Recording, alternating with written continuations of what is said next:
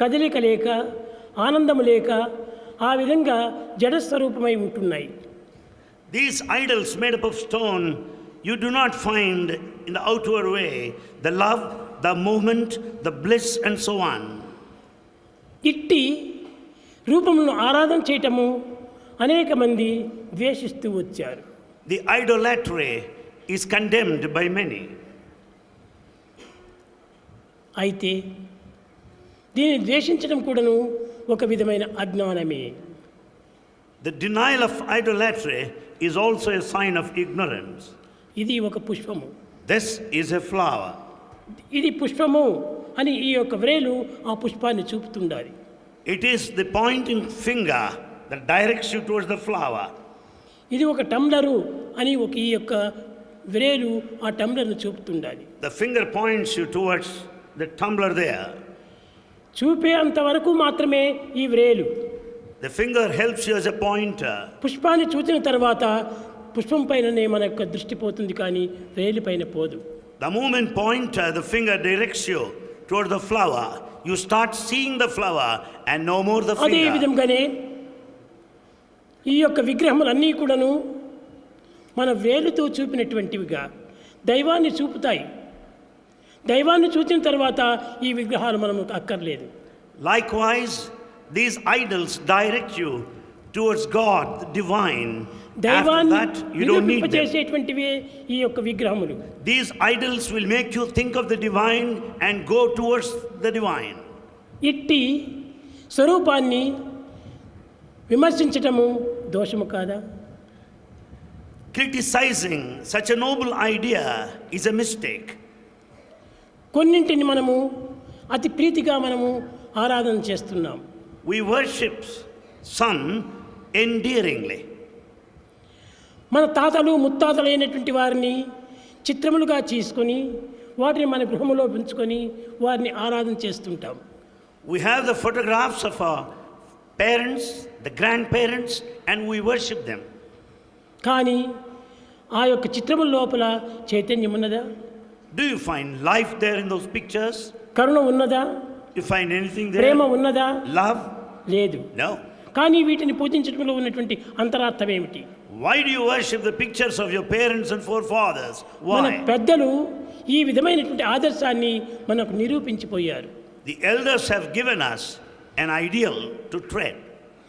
కనుకనే మన గృహం లోపల అనేక చిత్రములంతా ఉంటుంటాయి.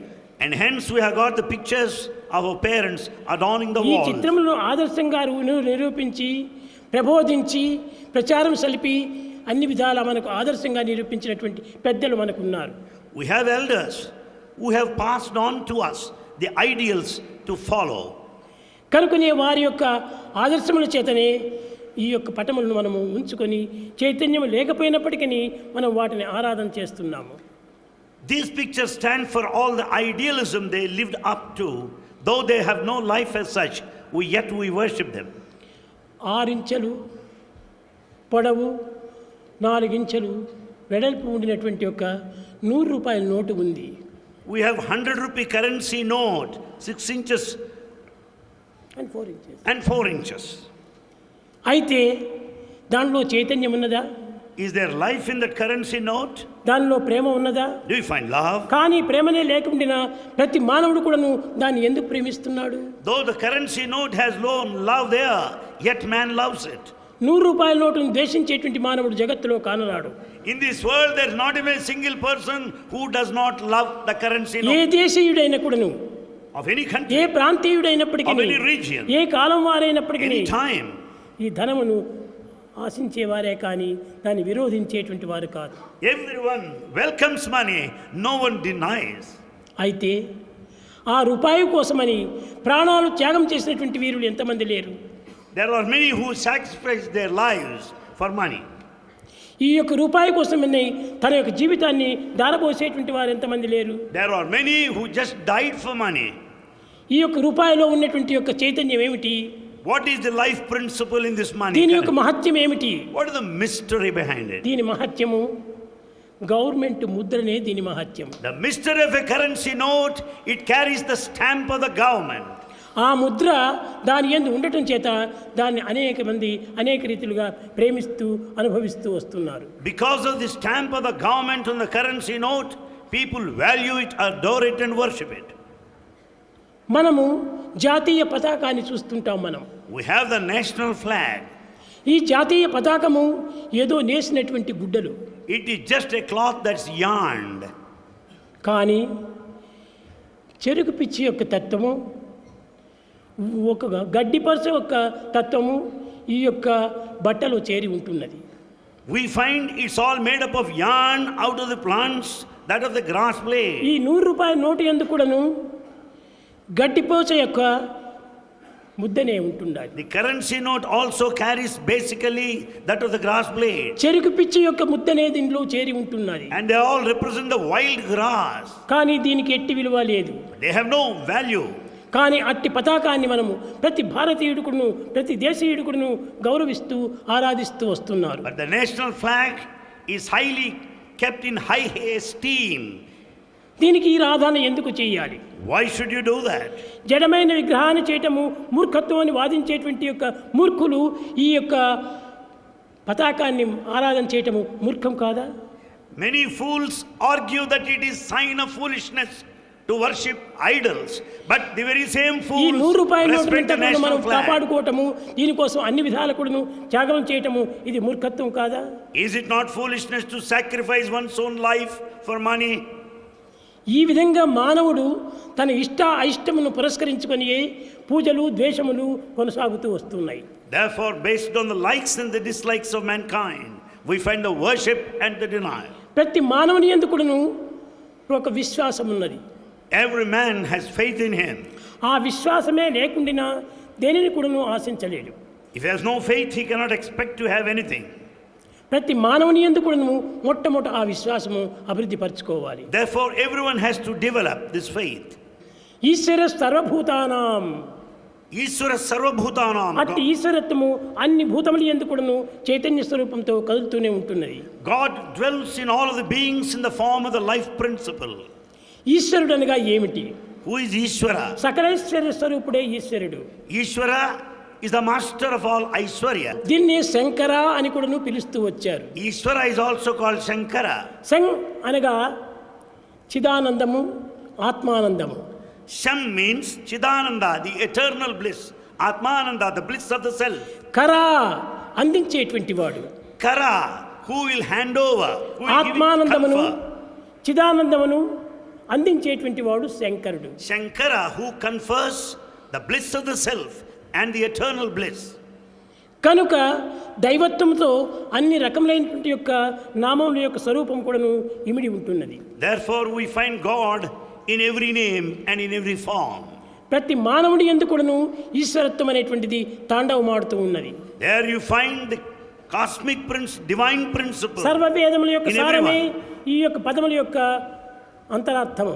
In fact, every word connotes the very essence of the Satya divinity. అనేటువంటి దానికి ఋగ్వేదము అని అర్థం ఉంది. సత్య అనే పదమునకు ఋగ్వేదము అని అర్థం ఉంది. The word Satya has a meaning Rigveda. సా అనేటువంటి పదమునకు సామవేదంగా ఉంటుండాలి. The letter Sa stands for Samaveda. ఆ అనేటువంటి పదమునకు అధర్వణ వేదంగా ఉంటుండాలి. A signifies Adharvana Veda. మా అనేటువంటి పదమునకు అది యా అనేటువంటి పదమునకు యజుర్వేదంగా ఉంటుండాలి. Ya symbolizes Yajurveda. సత్య సా ఆయి, Satya Sa Ayi. సత్య ఋగ్వేదము, Satya Rigveda. సా Sa సామవేదము, Samaveda. ఆ A అధర్వణ వేదము, Adharvana Veda. మా యా అనేటువంటిది యజుర్వేదం. Ya Yajurveda. సా ఆత్య సా. Satya Sa. కనుకనే ప్రతి పదమునందుకును వేదం యొక్క సారము ఇమిడి ఉంటున్నది. Every letter contains the essence of Veda. ప్రమాణపూర్వకంగా మనం విచారణ చేసినప్పుడు అర్థము తెలియనటువంటి మూర్ఖులు ఎన్ని రకములైనటువంటి అర్థములైనా చేసుకోవచ్చును. The foolish people do not understand the true meaning of these words. లింగం అనగా ఏమిటి? దీని అర్థము What is the meaning of lingam? గుర్తు అని దీనికి ఒక పదం. Lingam means sign. ఈ పదం దేనికోసం ఉపయోగపెట్టారు Why do you use this? అనగా లింగాకారము ఆత్మకు మాత్రమే సంబంధము. The very form of linga represents the self. ఇట్టి ఆత్మతత్వాన్ని ప్రబోధించే నిమిత్తమై లింగము అనేటువంటి రూపం లోపల దానికి ఎటు ముఖము ఎటు కాలు అనేటువంటి తెలియదు. Linga has no dimension and it represents the nature of the self. కనుకనే భగవంతునికి ఆద్యాంతములు లేనటువంటి ఒక స్వరూపానికి లింగము అని పేరు పెట్టారు. God has neither beginning nor an end and so it's called lingam. కానా So, ఈ సత్యాన్ని మనం గుర్తించకుండా రెండు దోషములు మనకు వెంటాడుతూ ఉంటుంటాయి. we don't recognize this basic truth and we are committing two mistakes. రెండు దోషములు వెంటాడుచుంటు నరుని. And these two mistakes, one follows the other. ఒకటి One, లక్షల తప్పులు తన తప్పులను తాను మర్చిపోతుంటాడు. we are forgetting lakhs and lakhs of mistakes that we commit for ourselves. అది ఒక్కటి. That's one mistake. దానివల్లనే దైవత్వాన్ని జ్ఞాపకం లేకుండా చేస్తుంది. That's the reason why we forget God. పరుల అణుమాత్ర దోషము పెద్ద చేయు. In fact, we consider a fraction of a mistake committed by others పరుల gigantic. చిన్న తప్పును కూడాను మనం పెద్దదిగా భావిస్తుంటాం. A small mistake committed by other man, we ఆ take యొక్క it as big దోషమే one. నీకు దైవత్వానికి దూరం చేస్తుండాలి. Pointing to the mistakes, minute mistakes in others, తన will యందు make ఉన్నటువంటి you లక్షల distant దోషాన్ని from కూడాను God. The innumerable mistakes in you, దాచిపెడుతుంటాది. and you hide them. ఈ రెండు దుర్గుణములు మన యొక్క హృదయం నుండి తీసివేసిన మనం నిజమైనటువంటి దైవ స్వరూపులమే. Hiding our own mistakes and considering mistakes of others might distance us from ఎప్పుడు God. కూడా పరదోషములు మాత్రము ఎత్తుక్కుంటూ పోవటం చాలా పొరపాటు. It's a big mistake to be in search of faults in others. తన దోషమును తాను వెతకాలి. Seek out your own fault. తన చిన్నదైనా కూడా నువ్వు దాన్ని పెద్దదిగా భావించాలి. Your fault may be so small and tiny and పరుల simple, దోషం నీకు కనిపించినప్పటికీ దాన్ని ఏమాత్రం లెక్క చేయకుండా చూసుకోవాలి. but ignore the mistakes of others. అట్టి త్యాగభావమే సాధకులకు అత్యవసరము. And that spirit of sacrifice is essential. ఈ త్యాగభావమే లేకుండా ఈ యోగత్వమే మనకు ప్రాప్తించదు.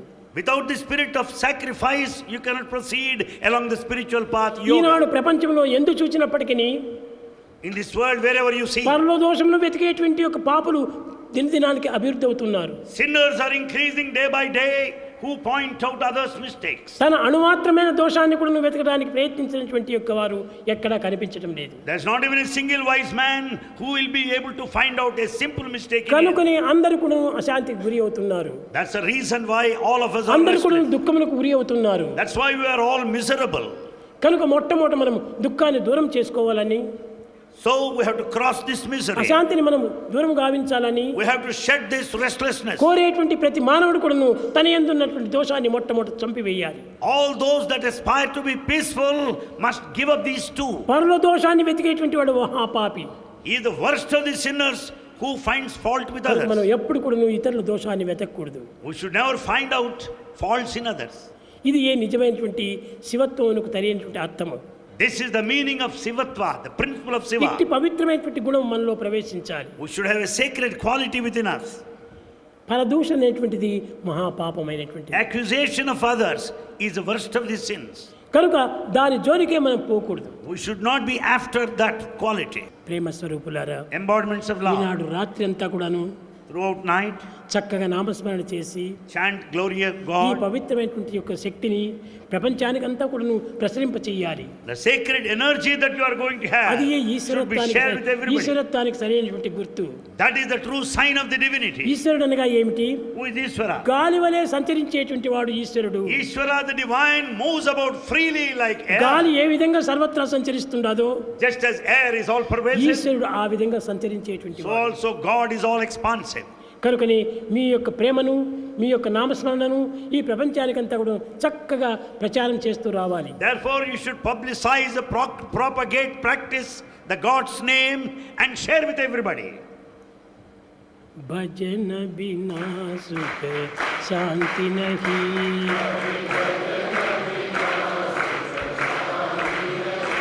హరి భజన బినా సుఖ శాంతి నహి,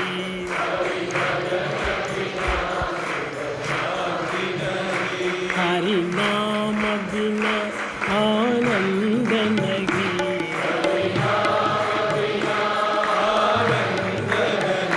హరి నామ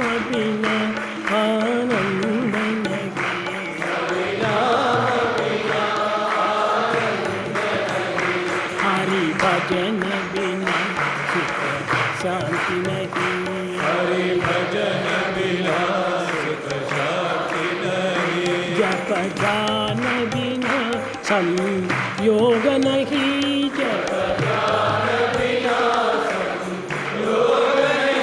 प्रभु दर्श बिना प्रज्ञान नहीं,